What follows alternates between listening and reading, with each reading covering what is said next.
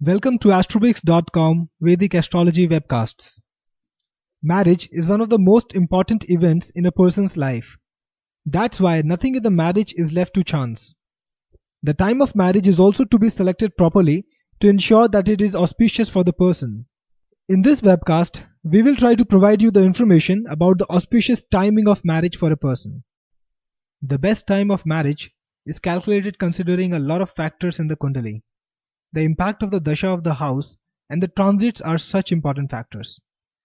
The 7th house and the planets placed in it are usually associated with marriage. In the same way, the 2nd house, being the house of family, is also associated with marriage. Hence, the planets placed in the 2nd house are also responsible for marriage.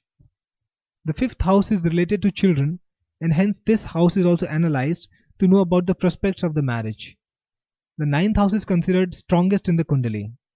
This house can be associated with any phase of life, and hence even marriage is analyzed from it.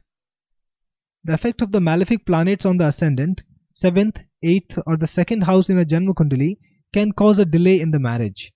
On the other hand, if these houses are aspected by auspicious planets, the marriage takes place without delays or hurdles. Till now, we have studied the role of the Janam Kundali in the marriage, but the Navamsh Kundali also plays an important role. The ascendant and the planets placed in the Navamsh Kundali must be analyzed to predict the delays or the hurdles in a marriage. The Lord of the Ascendant tells us a lot about the marriage. Along with this, the 7th house and the Lord of the 7th house of the Navamsh Kundali are also analyzed to find out more about the prospects. If these are well aspected, there are no obstacles. Otherwise, there is a delay in the marriage. The Dasha in the Janma Kundali gives auspicious or inauspicious results in life. Marriage usually takes place during the Dasha of the planet placed in the 7th house. Marriage can also take place during the Dasha of the Lord of the 7th house. The Dasha of the 2nd house will also result in a marriage sometime. Venus is considered the Karak of marriage, therefore the Dasha of Venus also favors marriage.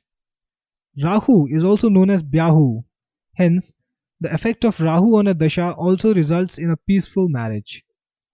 There are strong chances of marriage when the Lord of the sign in which Ketu is present is forming a relationship with the 7th house or the Lord of the 7th house.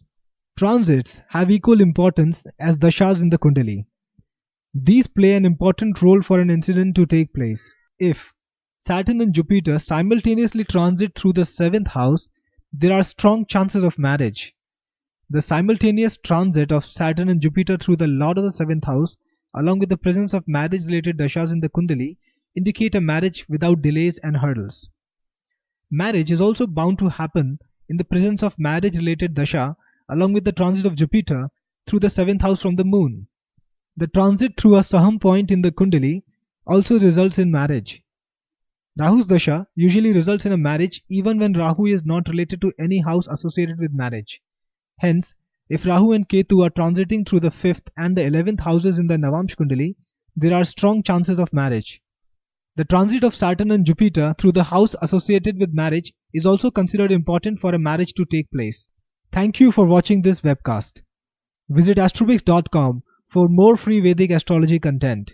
You can also get your free marriage compatibility report from astrobix.com.